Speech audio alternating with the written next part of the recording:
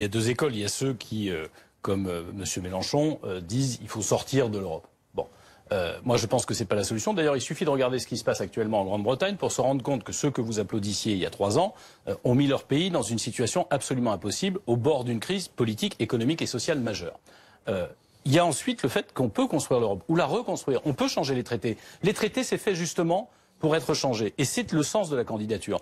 On a besoin de changer les traités européens, et comme je le disais, non pas pour seulement avoir un grand marché. Alors comment vous faites? Parce qu'il faut l'unanimité, c'est ce que dit Emmanuel Bompard. Comment vous faites? La première des choses, pardon, et Guy Verhofstadt, dont vous parliez tout à l'heure, le propose, c'est qu'effectivement on mette fin à l'unanimité sur la plupart des sujets, pour faire en sorte que le dernier de la classe n'empêche pas les autres. Vous disiez que les traités empêchaient l'harmonisation fiscale et sociale. Ce n'est pas vrai. En revanche, et j'avais voté contre en 2005, parce qu'il empêche la coopération qu'on appelle la coopération renforcée. Quand on est quelques pays qui veulent avancer, il n'y a aucune raison qu'on empêche les pays qui veulent aller de l'avant de le faire ensemble.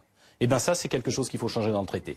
Il y a besoin de démocratiser l'Europe. Moi, je pense qu'on a besoin d'un président élu de l'Union européenne pour que, lorsqu'il préside le Conseil des ministres, lorsqu'il préside le Conseil des chefs d'État et de gouvernement, il y ait un avocat des Européens et pas seulement des égoïsmes nationaux qui soit là. Alors, on a besoin, de faire en sorte, et c'est très frappant sur cette élection, on a besoin de faire en sorte que, et ça nécessite de changer les traités, de faire en sorte que les commissaires européens dépendent du vote que nous allons émettre le 26 mai. Vous vous souvenez d'ailleurs de la chose suivante.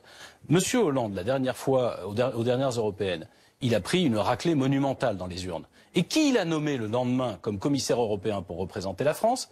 Il a nommé Pierre Moscovici, son ministre de l'économie. Ça veut dire que même quand les Européens votent, on n'en tient pas compte. Dernière chose, pourquoi le président de la Commission européenne est choisi par les chefs d'État et de gouvernement juste après que les Européens aient voté? Moi, je veux que ce soit le Parlement et pas le Conseil des chefs d'État.